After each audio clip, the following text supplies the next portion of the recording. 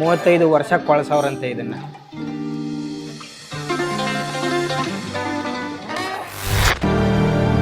ದೇವರು ಆ ಗುಹೆಯಿಂದ ಹಂಗೆ ಬಂದು ಬಂದು ಬಂದು ರೋಮನ್ರು ಬೆಳೀತಾ ಇದ್ದಂತ ದ್ರಾಕ್ಷಿ ತೋಟಕ್ಕೆ ಬಂದ್ಬಿಟ್ಟಿದೀವಿ ನಾವೀಗ. ವಾಹ, ಅದ್ಭುತ ಅದ್ಭುತ ದ್ರಾಕ್ಷಿ ತೋಟ ಅಂತೂ. ದ್ರಾಕ್ಷಿ ಇನ್ನ ಪೀಚ್ ಆಗಿದೆ, ಇನ್ನ ಬೆಳಿಬೇಕು, ಇನ್ನ ಸ್ವಲ್ಪ ಟೈಮ್ ಆಗುತ್ತೆ. ದೇವರು 1983 ರೋಮನ್ಸು ಆಕ್ಸಿಡೆಂಟ್ ಆಗಿ ಕಂಡುಹಿಡ್ದಿರೋ ಅಂತ ಈ ಕೇವು 2000 ವರ್ಷಗಳ ಹಳೆಯ ಕೇವ್ನ ನೋಡ್ತಾ ಇದ್ರೆ ನೀವೀಗ. ದೇವರು ನೀವು ನೋಡ್ತಾ ಇದ್ದೀರಲ್ಲ, ಈ ವೈನ್ ಬ್ಯಾರೆಲ್ಸು ಇದು ಫ್ರಾನ್ಸಿಂದ ತಗೊಂಬಂದಿಲ್ಲಿ ಇಟ್ಟಿದ್ದಾರೆ. ಈ ಎಲ್ಲ ಬ್ಯಾರೆಲ್ಸ್ಗಳಲ್ಲಿ ಆ ದ್ರಾಕ್ಷಿಯಿಂದ ಬಂದಿರೋಂಥ ಜ್ಯೂಸ್ನ ಇದ್ರೊಳಗಡೆ ಇಡ್ತಾರೆ.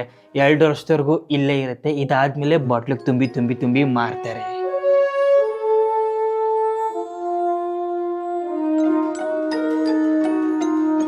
ಗುರು, ನಾವು ಬಂದಿರೋಂಥ ಕೇವು ಒಳ್ಳೆ ಬುಲೆಯ ಇದ್ದಂಗಿದೆ.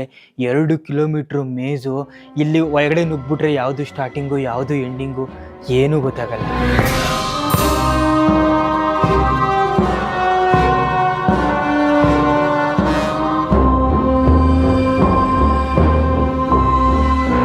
ಲೆಬಿನಾನಲ್ಲಿ ಆಚೆ ಬಿಸಿಲಿರಲಿ, ಮಳೆ ಇರಲಿ, ಸುಡೋವಂಥ ಬಿಸಿಲಿರಲಿ, ಹೆಂಗಾದರೂ ಇರಲಿ ವೆದರು, ಈ ಕೇವ್ ಒಳಗಡೆ 12 ಡಿಗ್ರಿ ವರ್ಷ ಪೂರ್ತಿ ಹಾಗೆ ಇರುತ್ತೆ. ಆವಾಗ ವೈನು ಇಲ್ಲಿ ಕುತ್ಕೊಂಡು ಕೊಳ್ತು ಫೈನು ವೈನ್ ಆಗ್ಬಿಡ್ತದೆ.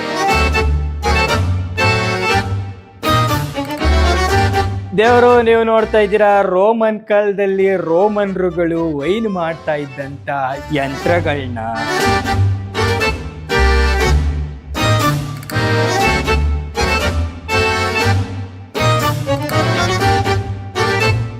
ವೈನು ಸಾರಾಯೋ ಅಥವಾ ನಾರ್ಮಲ್ ಜ್ಯೂಸೋ ಗೊತ್ತಿಲ್ಲ ನನಗೆ, ಆದರೂ ವೈನು ಫ್ರೀ ಟೇಸ್ಟಿಂಗ್ ಮಾಡೋಕೆ ಕೊಡ್ತಾವ್ರೆ. ಬನ್ನಿ ಕುಡ್ದೇ ಬಿಡೋಣ. It's very fresh, it's very fruity. You can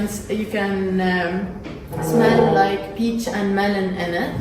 9 ತಿಂಗಳು ಕೊಳಿಸ್ತಾರೆ ಅಂತೆ ಈ ವೈನ್ನ. ಕೊಳಿಸಿ ಕೊನೆಗೆ ಕುಡಿಸ್ತಾರೆ. ವೈನ್ ಕುಡಿಯೋಕ್ಕಿಂತ ಮುಂಚೆ ಫಸ್ಟ್ ಹಿಂಗೆ ಅಲ್ಲಾಡಿಸ್ಬೇಕಂತೆ, ಆಮೇಲೆ ಮೂಸ್ಬೇಕಂತೆ, ಆಮೇಲೆ ಕುಡಿಬೇಕಂತೆ. Not bad. ಇದು ಬೆಟ್ಟದ ಮೇಲೆ ಬೆಳೆಯುವಂಥ ಹುಳಿ ದ್ರಾಕ್ಷಿಯ ವೈನ್ ಅಂತ ಇದು. ಇದನ್ನು ಟೇಸ್ಟ್ ಮಾಡೋಣ. ಹುಳಿ ವಾಸನೆ ಹೊಡಿತಾ ಇದೆ.